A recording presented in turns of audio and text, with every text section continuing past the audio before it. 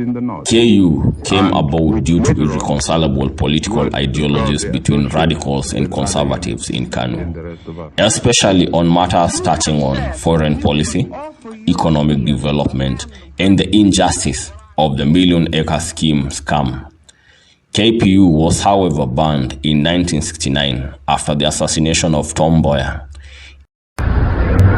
When Mau Mau was on the rampage and Jomo Kenyatta was given the image of a monster,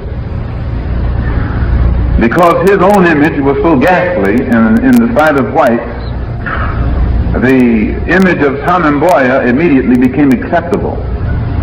Because Kenyatta seemed to be so irresponsible, Mboya became responsible. He became acceptable, responsible, you know, and made everybody happy. So they supported him, they backed him up, made him prominent throughout the world. Kenyatta made him. He didn't make himself. And he was intelligent enough to know it.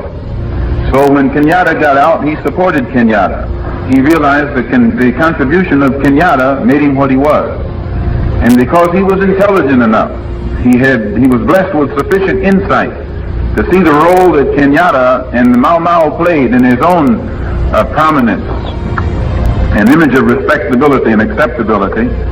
He continued to support Kenyatta. Its leaders, including Achieng' Oneko, were detained after political unrest related to Kenyatta's visit to Nyanza province.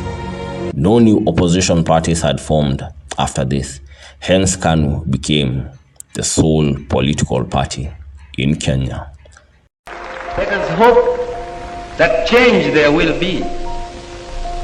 But this change cannot be in terms of pious resolutions and words.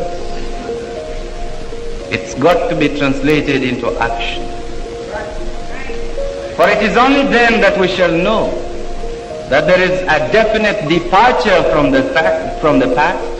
Ororyo witogekoyo Ngai ne atũrathimeire na kiuga tũtikoimakuo bari anyakerwo nĩ ageni bũrũri ũyũ no makoimaguo na inyuĩ thaka mũkagera kũ Gĩkũyũ twaheo wĩathi bũrũri ũyũ witũ wa Ndwairũ Ngai nĩ atũrathimĩire na kiuga tũtikoimaguo.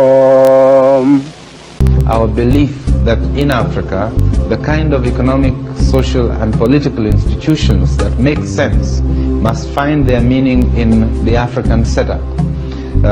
That any new organization which we bring up must be based on some traditional concept to life.